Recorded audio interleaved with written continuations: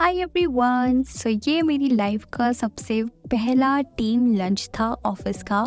मैं सोच रही थी कि शायद ऑफिस में ही होगा, छोटा मोटा अब जैसे पिज़्ज़ा पार्टी वगैरह होती है ना। मुझे आइडिया नहीं था कि यार कैसे होते हैं ऑफिस में ऐसे लंच पार्टी, टीम लंच कैसे होते हैं। मेरा बिल्कुल भी कोई भी प्लानिंग नहीं थी मेरी कि मैं जाऊँगी, क्योंकि मेरा ना इंटरव्यू था 1-2 दिन बाद।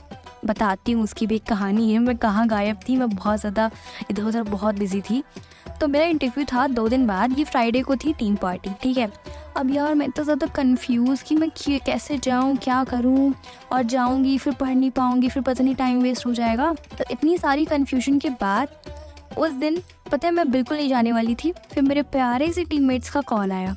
अब यार वो मतलब वो लोग मुझसे बात कर ले, फिर मैं उनको मना नहीं कर पाती। प्लस मुझे भी उनके साथ रहना बहुत अच्छा लगता है। वो लोग बहुत ज़्यादा प्यारे हैं, बहुत ज़्यादा, हद से ज़्यादा, ठीक है, नज़र ना लगे। फिर उन्होंने कॉल करा।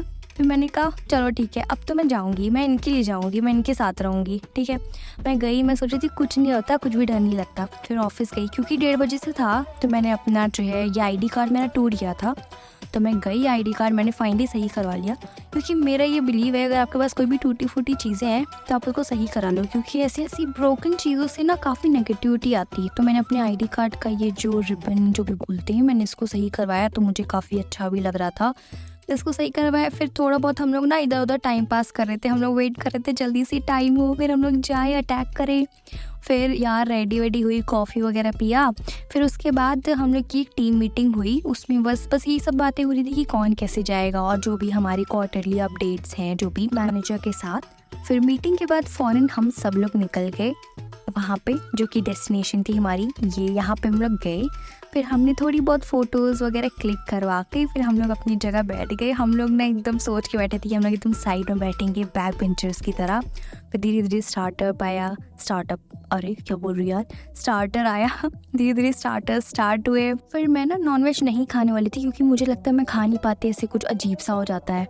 तो फिर मैंने लेकिन खा लिया, थोड़ा बहुत टेस्ट कर लिया। लेकिन यार मेरा पेट इतना छोटा सा है, मैं खा ही नहीं पाई। थोड़ा सा खाऊं पेट भर जाए, थोड़ा सा खाऊं पेट भर जाए, क्योंकि पेट में मैंने ले तो लिया था बहुत ज़्यादा, लेकिन मैं खा नहीं पा रही थी। बस मुझे ना आज के दिन थोड़ा सा मिसिंग सा फील हो रहा था, क्योंकि मेरी एक और टीममेट है, वो मेरी बहुत अच्छी फ्रेंड है।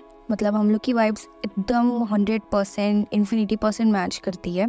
तो वो नहीं आ पाई थी। तो बहुत ज़्यादा ऐसे नहीं, कुछ ऐसे कोई पार्ट मिसिंग सा है, बहुत ही ज़्यादा मिसिंग सा फील हो रहा था।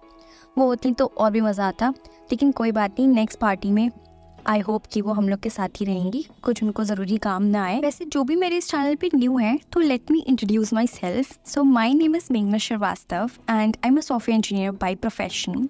तो मुझे IT कंपनी ज्वाइन किए हुए ऑलमोस्ट 2.5 years हो चुके हैं, ठीक है। तो मेरी टीम्स में जितने भी लोग हैं, टीम्स मतलब कि एक टीम के अंदर ना, एक प्रोजेक्ट के अंदर बहुत सारे प्रोडक्ट्स होते हैं, और सब प्रोडक्ट के लिए अलग अलग टीम्स होती हैं, ठीक है। तो एक प्रोजेक्ट मतलब एक कंपनी, और एक कंपनी के जितने प्रोडक्ट्स होते हैं वो इंटरनली अलग अलग टीम्स होती है।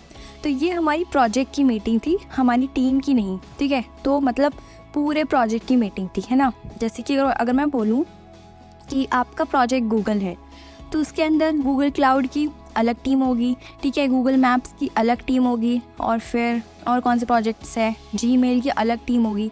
तो ये सब होते हैं प्रोडक्ट्स, है ना। तो ये सारी टीम्स होती हैं। तो इसलिए ऐसा कह लो कि गूगल के प्रोजेक्ट का टीम लंच था, तो ऐसा है। खैर मेरा प्रोजेक्ट गूगल नहीं है, एंड हम अपने क्लाइंट्स का नेम रिवील नहीं कर सकते। जो लोग लिंक्डइन वगैरह पे अपडेट करते हैं कि engineering@ ब्ला ब्ला अपने क्लाइंट का नेम या क्लाइंट का नेम, और जैसे मान लो किसी का क्लाइंट का नेम एप्पल है, तो आप लिख दो working at Apple via this company, कि आप इस कंपनी के थ्रू एप्पल में काम कर रहे हो। तो इट इज़ नॉट गुड, क्योंकि हम NDA साइन करते हैं, हम अपनी क्लाइंट का एक भी डेटा बाहर रिवील नहीं करते हैं, ठीक है। उससे काफ़ी ज़्यादा दिक्कत हो जाती है। प्लस आपने NDA भी साइन कर रखा है, तो आप ये सब नहीं कर सकते। एंड ये सारी चीज़ें हैं।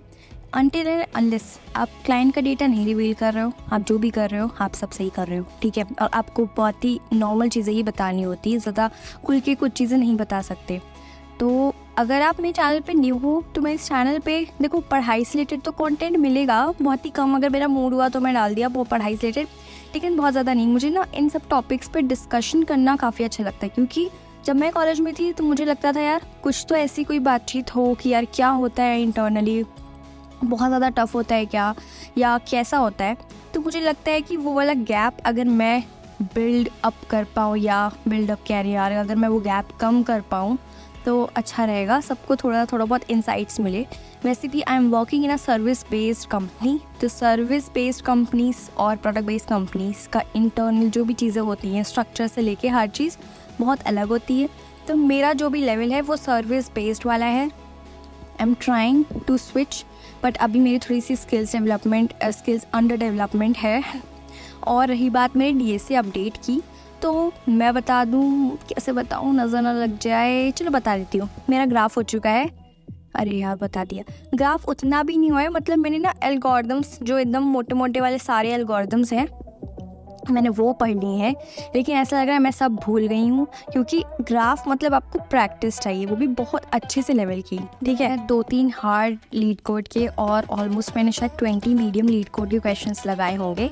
एंड मुझे ना ग्राफ पढ़ने के बाद अब स्टैक और क्यू से डर नहीं लग रहा।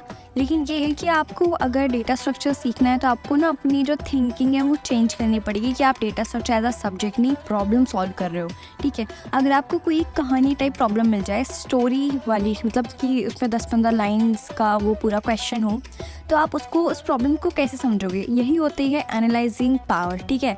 आप क्वेश्चन को समझो और सोचो कि यार आखिर ये कहना क्या चाह रहा है, इसकी प्रॉब्लम क्या है, एंड हम इसकी प्रॉब्लम को कैसे सॉल्व कर सकते हैं कम टाइम में, या कौन सा डेटा स्ट्रक्चर या एल्गोरिदम लगेगा, ठीक है। और जितनी भी आप कंपनीज़ में जाओगे वहाँ पे 45 to 50 मिनट्स का ही टाइम होता है, तो आपको इतने कम टाइम में क्वेश्चन सॉल्व करना होगा, ठीक है। तो उसके लिए चाहिए प्रैक्टिस। आप चाहे कितना भी DSA कर लो, लेकिन अगर आपको क्वेश्चन ही समझना नहीं आता तो आपका DSA एल्गोरिदम जो टाइम पे हिट करना चाहिए वो होगा ही नहीं, है ना।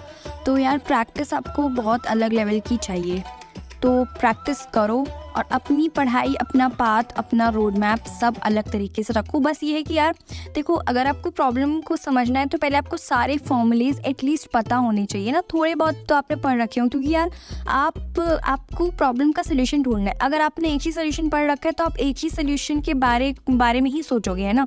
तो इसलिए आपको सारी चीज़ें कम से कम पढ़ लो, उसके बाद ही प्रॉब्लम सॉल्विंग में आगे बढ़ो। तो चलो ठीक है, फिर ये था मेरा टीम लंच का व्लॉग, तो वो बताना कैसा लगा। एंड नेक्स्ट वीडियो भी आने वाला है, अब मैं जल्दी पोस्ट करूँगी। तो चलो ठीक है, फिर मिलते हैं नेक्स्ट वीडियो में। Thank you for watching, bye bye.